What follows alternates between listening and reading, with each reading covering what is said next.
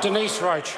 Thank you, Mr Speaker. My question is to the Minister of Immigration and asks, does he agree with the manager of the Mangere Refugee Resettlement Centre who said, "We'll make it work," when asked if they can accommodate the extra Syrian arrivals? Mr Speaker. The Honourable Craig Foss. Thank you, Mr Speaker. On behalf of the Minister of Immigration, yes, of course I do. We will make it work. That's what successful governments do every day.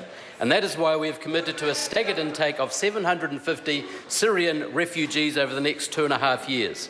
The advice received was that 250 Syrian refugees at this stage in the current financial year would be challenging, and anything more than that would put a strain on the resettlement process.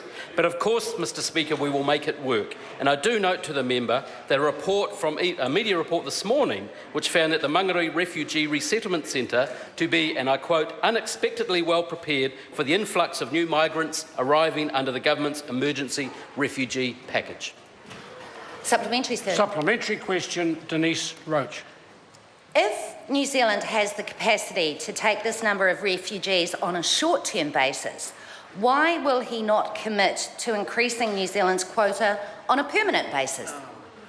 Mr Speaker. Honourable Craig Foss. Well, Mr Speaker, the refugee settlement centre in Mangere has refugees for 6 weeks. These are lifetime movers to New Zealand, and we need to make sure that they are able to move into our communities, build a better life for themselves in New Zealand. It's a lifetime decision, Mr Speaker, not just a short-term capacity decision in Mangere. Mr Speaker, point of order. Point of order. Denise I don't think he answered the question, sir. My question was about permanently raising the quota, and he didn't address that. And I listened to the answer. May not be satisfactory to the member. I'm not surprised if it's not. But it still addressed the question that was asked. The answer is certainly consistent with standing orders. Further supplementaries? Supplementary, sir. Supplementary question, Denise Roche. Is the Minister saying that the people who actually do the resettlement, such as the Mangere Centre and the Red Cross, are wrong when they say New Zealand can handle a refugee quota increase now? The Honourable Craig Foss.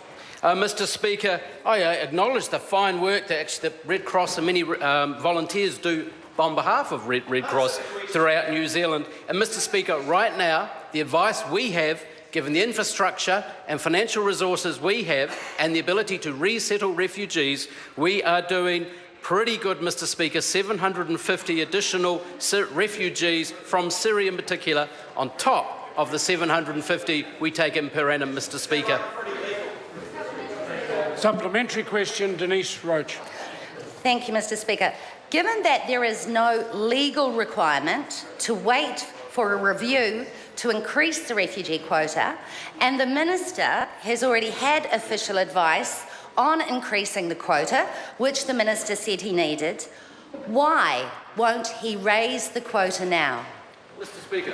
The Honourable Craig Foss. As the Minister, on behalf of the Minister of Immigration, as the Minister noted yesterday, a review process is due 2016. Right now, we have already announced an extension to our refugee quota, particularly targeted for those people from Syria to come into our country. The scheduled review process will be underway as scheduled next year. Point of order, sir.